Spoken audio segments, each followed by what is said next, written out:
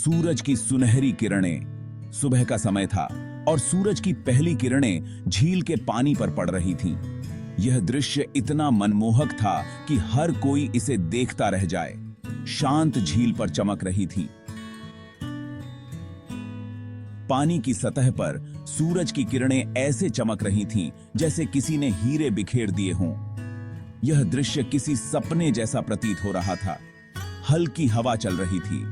हवा के झोंके झील के पानी पर हल्की हल्की लहरें बना रहे थे।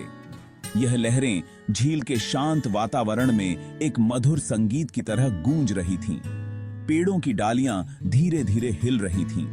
पेड़ों की पत्तियां हवा के साथ नृत्य कर रही थीं, मानो वे भी इस शांतिपूर्ण सुबह का आनंद ले रही हों। मानो प्रकृति कोई प्यारा सा गीत गा रही हो। पक्षियों की चहचहाहट और झील के पानी की हल्की आवाजें मिलकर एक अद्भुत संगीत बना रही थीं। यह संगीत मन को शांति और सुकून प्रदान कर रहा था। ऐसे ही सुंदर जगह में एक दादाजी और उनका प्यारा पोता राहुल झील के किनारे बैठे थे। दादाजी और राहुल के बीच का यह समय बहुत ही खास था। वे दोनों इस शांतिपूर्ण वातावरण का आनंद ले रहे थे। राहुल की नजर अपनी मछली पकड़ने वाली छड़ी पर थी। वह बड़े ध्यान से मछली पकड़ने की कोशिश कर रहा था।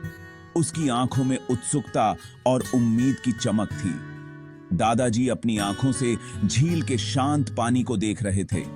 उनके चेहरे पर एक संतोष और शांति की झलक थी। वे इस पल को पूरी तरह से जी रहे थे, मानो समय थम सा गया हो। यह पल उनके लिए बहुत ही खास और यादगार था। दादाजी, क्या आज हम मछली पकड़ पाएंगे? हो सकता है राहुल, थोड़ा सब्र रखो। दादाजी और पोते के बीच बहुत प्यार था। दादाजी राहुल के सबसे अच्छे दोस्त थे। राहुल को दादाजी की कहानियां सुनना बहुत पसंद था। दादाजी को भी राहुल के साथ समय बिताना अच्छा लगता था। राहुल, जानते हो, जब मैं तुम्हारी उम्र का था तो मैं भी तुम्हारी तरह यहाँ मछली पकड़ने आता था।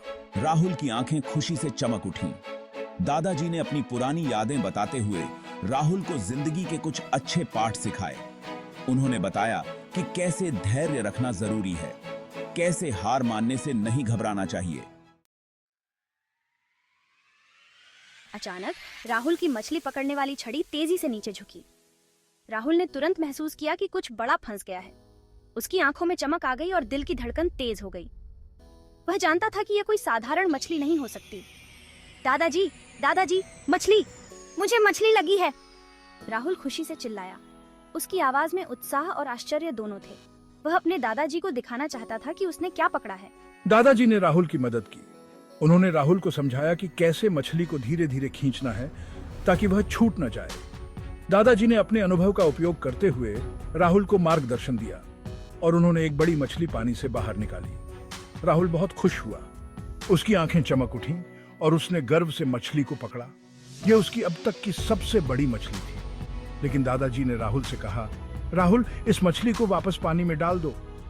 उन्होंने समझाया कि मछली को उसके प्राकृतिक आवास में वापस छोड़ना चाहिए ताकि वह जीवित रह सके और अन्य मछलियों के साथ रह सके। राहुल ने दादाजी की बात मानी और मछली को धीरे से पानी में छोड़ दिया। उसने महसूस किया कि मछली पकड़ने का असली मजा उसे पकड़ने में नहीं, बल्कि उसे वापस छोड़ने में है। राहुल हैरान हुआ। उसने कभी नहीं सोचा था कि प्रकृति इतनी अद्भुत हो सकती है। झील के किनारे खड़े होकर उसने पहली बार महसूस किया कि प्रकृति के पास कितनी सारी कहानियां हैं जो हमें सुनाई नहीं देती। लेकिन दादाजी, हमने तो इसे पकड़ने में बहुत मेहनत की है, राहुल ने कहा। उसकी आवाज में एक मासूमियत थी जो यह दर्शाती थी कि वह अभी भी प्रकृति के महत्व को पूरी तरह से नहीं समझ पाया था। दादाजी ने प्यार से समझाया, बेटा, प्रकृति हमें बहुत कुछ देती है। उन्होंने राहुल के कंधे पर हाथ रखा और उसे झील की ओर इशारा करते हुए कहा, ये झील, ये पेड़, ये पक्षी, सब कुछ हमें प्रकृति से मिला है। बेटा, प्रकृति हमें बहुत कुछ देती है, दादाजी ने कहा। ये झील, ये पेड़, ये पक्षी, सब कुछ हमें प्रकृति से मिला है। हमें भी उसका ध्यान रखना चाहिए। हमें भी उसका ध्यान रखना चाहिए।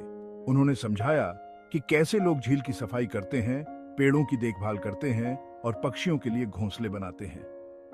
यह सब इसलिए है ताकि हम और आने वाली पीढ़ियां भी इस सुंदरता का आनंद ले सकें। इस मछली को भी अपने परिवार के पास वापस जाने दो, दादाजी ने कहा। यह मछली भी इस झील का हिस्सा है और इसे भी अपने परिवार के साथ रहने का हक है। राहुल को दादाजी की बात समझ आ गई। उसने महसूस किया कि प्रकृति का हर हिस्सा महत्वपूर्ण है और हमें उसकी रक्षा करनी चाहिए। दादाजी की बातें उसके दिल में गहराई से उतर गईं। उसने मछली को वापस झील में छोड़ दिया। जैसे ही मछली पानी में गई, राहुल के चेहरे पर एक संतोष की मुस्कान आ गई।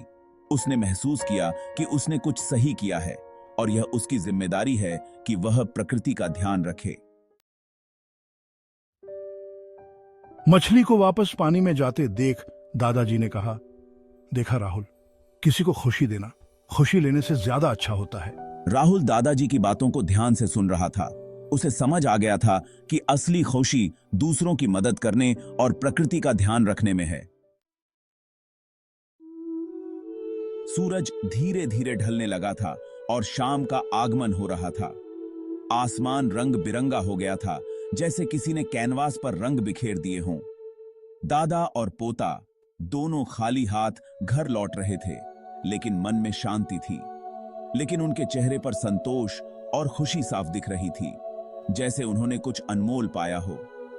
उन्होंने न सिर्फ एक खूबसूरत शाम साथ बिताई थी, बल्कि एक यादगार पल भी साझा किया था, बल्कि जिंदगी के कुछ अनमोल सबक भी सीखे थे, जो हमेशा उनके साथ रहेंगे।